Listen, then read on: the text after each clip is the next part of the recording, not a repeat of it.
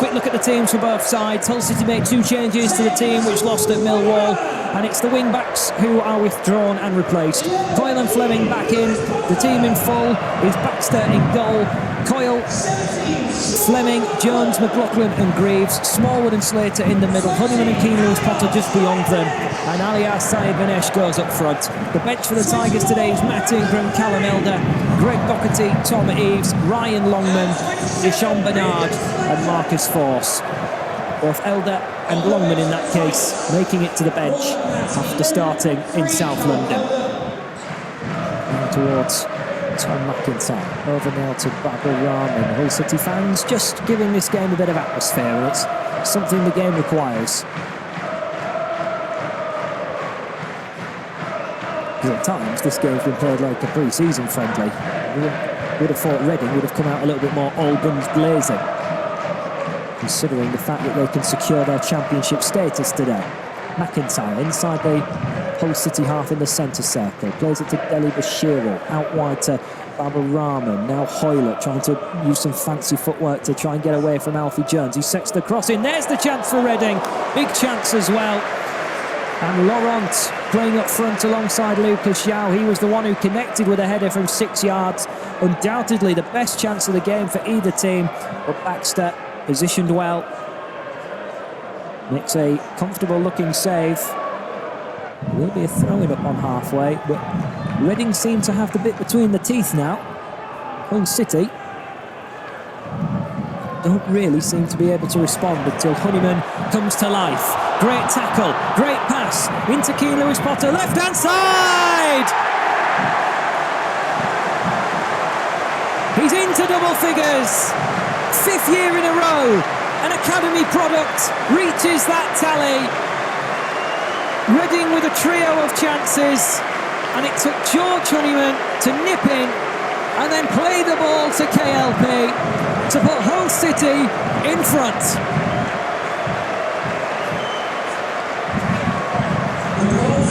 You can scrap what I just said about Reading being the ones on top. It just takes one little tackle in the middle of the park to change things. And Keane Lewis-Potter for the first time all afternoon in real space on the left-hand side. And he took his chance very well indeed, slamming it in from the left-hand side. Keane Lewis-Potter, 10th league goal of the season. 2 years in a row for him, he's hit double figures, following in the footsteps of Jared Bowen.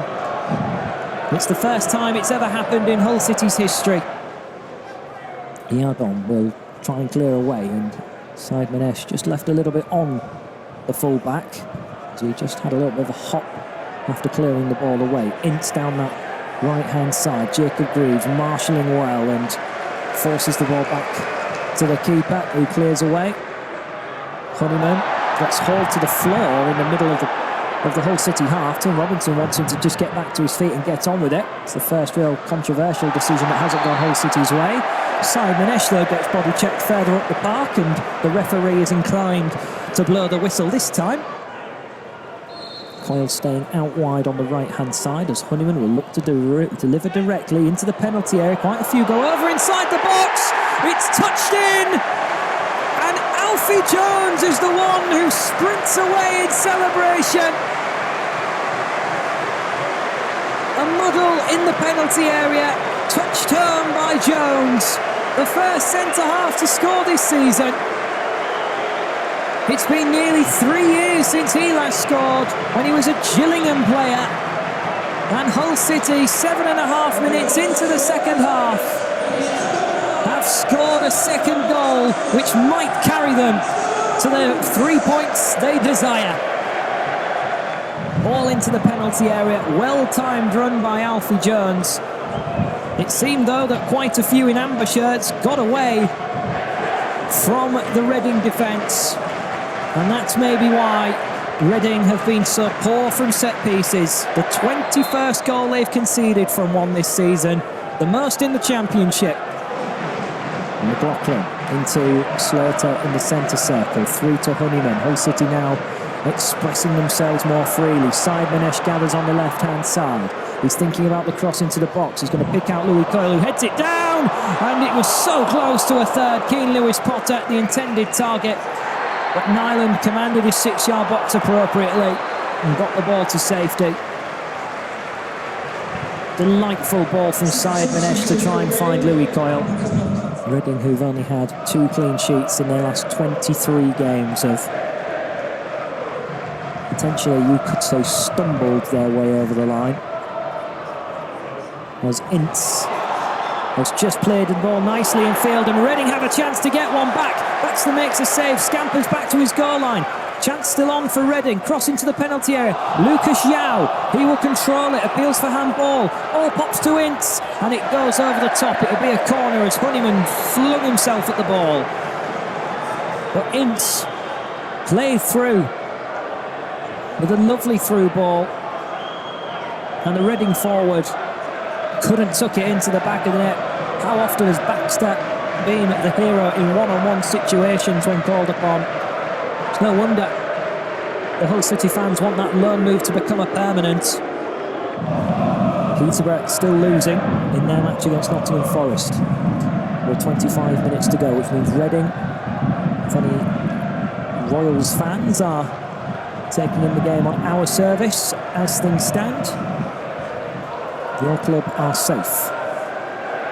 There's 25 minutes to go as Ajaria will play it down the line for Baba Rahman, delivers to the back post, and just wide of the target it went. Eves, Longman and Doherty all on warm-ups, so might we see a triple change potentially, as Honeyman, 6 or 7 yards beyond the halfway line, will look to launch the ball to the penalty area. He's done it as well. Connection made, and just to the left of the goal.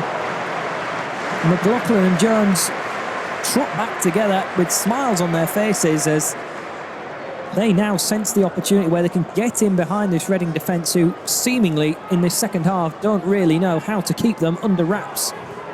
Alfie Jones in possession, plays it through towards Honeyman. He'd probably be one of our big man of the match contenders. As Syed Manesh skips past McIntyre into the penalty area right hand side to the byline, puts it back.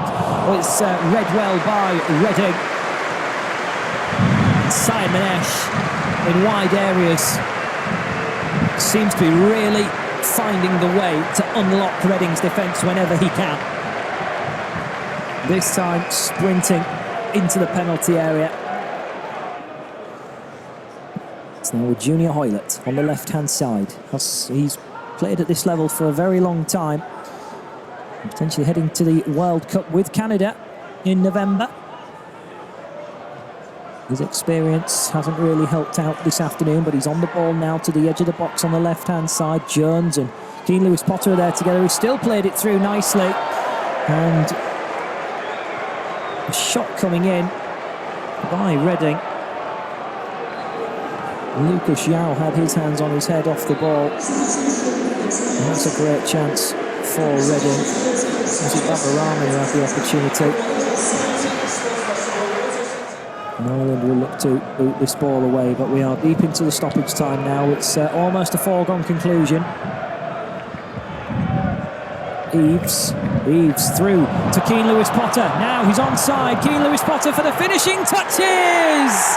3-0, and Keane Lewis Potter has a brace. 11 goals for number 11, Keane Lewis Potter. And Hull City, for the first time this season, have 3 at home.